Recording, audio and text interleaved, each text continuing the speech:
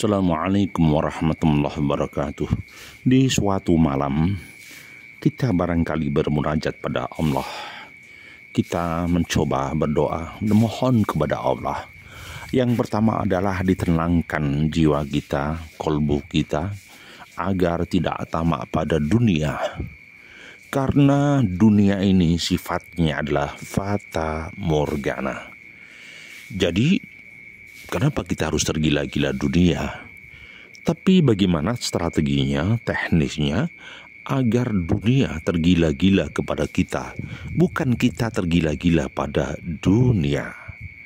Nah, bagaimana menciptakan dunia itu tunduk dan patuh pada kita, bukan kita yang mengejar dunia. Yang pertama, kenalilah sifat dunia. Ya, kenalilah sifat dunia. Salah satu sifat dunia adalah abadi. Tidak ada yang sempurna atau kekal, karena sifat dunia adalah abadi. Nah, untuk tunduk kepada dunia, maksud saya untuk dunia agar tunduk pada kita, yang pertama adalah bagaimana dunia ini disifati sebagai seorang makhluk, Kok bisa? Ya, dunia harus disikapi sebagai makhluk. Maka dunia bukan tujuan. Ya, ketika dunia menjadi tujuan, pasti dunia ini akan lari dan lari. Tetapi ketika dunia ini bukan tujuan, dipastikan dunia akan tunduk kepada kita. Jadi tujuan kita bukan dunia, tetapi esensinya adalah isi dunia. Jadi dunia ini bersifat kebaikan, maka berbuatlah baik, niscaya dunia akan tunduk kepada kita. Kemudian yang kedua, untuk memegang dunia yang begitu besar, maka tidak perlu ambisi besar, tetapi menggunakan teori berbagi besar. Makin banyak semangat berbagi, maka dunia akan tunduk. Makin banyak kita mengkondisikan terus berbagi, maka dunia akan pasrah di hadapan kita, di lutut kita. Maka teorinya ketika seseorang punya harta, dia akan mencoba mencari teman berbagi untuk saling meringankan. Kemudian akhir muncullah kelipatan-kelipatan dunia yang lain. Jadi dunia akan tunduk dan berlipat-lipat di hadapan kita. Nah, kemudian yang ketiga, dunia ini tidak bisa dikejar.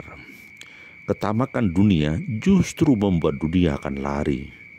Lari dari keberkahan, lari dari kehadiran, lari dari ketenangan. Maka dunia ini bahasanya menjadi fata morgana, menipu. Bukan lagi menjadi arena kebahagiaan, tetapi justru menjadi arena kesedihan. Nah, definisi bagaimana sih dunia kok bisa tunduk? Artinya begini, ketika dunia itu tunduk berarti pikiran kita tidak semata-mata mengejar dunia. Pikiran kita tidak semata-mata profit. Pikiran kita tidak semata-mata mencari keuntungan atau laba, tetapi dunia ini hanya menjadi sarana kebaikan. Dunia ini menjadi catatan berbagi. Contoh misalnya ketika kita modal mendirikan usaha, kemudian niat kita saling menolong, sehingga ada keuntungan digunakan berbagi pada teman-temannya. Sehingga ketika kita punya usaha, didukung misalnya 10 orang, maka ada 10 orang tadi meringankan beban kita, dan hasil dunianya akan tunduk pada kita. Biarpun teman-teman yang bersangkutan membati juga mendapatkan gaji. Nah, kalau kita misalkan lipatkan menjadi 1 perusahaan, 2 perusahaan, 10 perusahaan, bisa dipastikan maka orang tersebut menjadi pengusaha. Nah, secara rasionalitas bisa dibayangkan begitu ya. Jadi definisinya bagaimana menundukkan dunia, maka dengan sifat zuhud, maka tinggalkan dunia, maka dunia akan mengejar kita. tinggalkan dunia, maka dunia akan mengejar-ngejar kita. Ya, kenapa begitu? Ya, ingat bahwa dunia bukan tujuan, dunia bukan untuk berpesta pura, tetapi dunia ini sifatnya adalah sementara, akan hancur, akan hilang, akan musnah. Begitu. Jadi bagaimana sih detailnya dunia itu tunduk kita? Coba persepsi kita bagaimana? Misalnya tunduk itu harta kita banyak, datang ke rumah kita jadi bos. Ya begitu. Ya bisa begitu. Bisa juga tunduk itu sifatnya bahwa dunia ini tidak menjadi materi yang membutakan mata hati, materi yang membutakan mata rasa, sehingga dunia seakan-akan jadi kerangkeng penjara membuat kesedihan baru. Ya, tapi sebaliknya ketika kita tidak butuh dunia, orang datang memberi, orang datang memberikan kelipatan, orang datang memberikan profit. Jadi bisa begitu.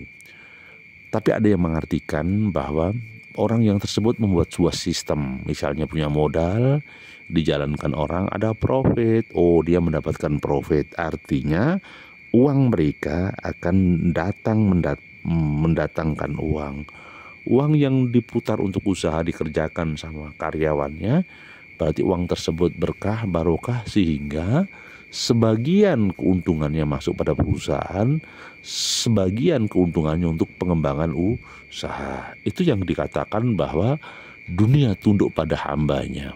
Nah, esensi hikmahnya begini. Dunia ini kan miliknya Allah Ta'ala. Yang ada di bumi dan sekitarnya, termasuk jasad, sukma, jiwa, ini milik Allah. Maka ketika datang kepada Allah, maka dunia akan mengiringi kita. Ketika kita berlari menuju Allah, maka dunia pun ikut berlari mengikuti kita. Saya katakan bahwa dunia ini hanya mungkin tempelan tipis di dalam kehidupan kita, yang tentunya cepat atau lambat akan meninggalkan kita atau ditinggalkan kita. Maka saya katakan bahwa dunia ini hanya tunduk kepada orang-orang yang mutakin. Dunia ini adalah akan tunduk kepada orang-orang yang muklisin. Dunia ini akan tunduk kepada orang-orang yang senantiasa tawaduk mensikapi dunia dan isinya. Maka janganlah kejar-kejar dunia sampai merupakan syariat. Jangan meraih dunia sampai menghalalkan cara berbuat zalim. Jangan mengejar dunia kalau hanya sekedar profitable, tetapi kejar dunia dengan hikmah, kejar dunia dengan kebaikan, kejar dunia dengan ridha Allah. Maka ketika yang dituju ridha Allah, bisa dipastikan dunia akan luruh dan tunduk di hadapan kita. Dunia akan luruh dan patuh pada kita. Baru kita menggunakan teori-teori manajemen, teori modern, teori melipat gandakan modal dan segala macamnya.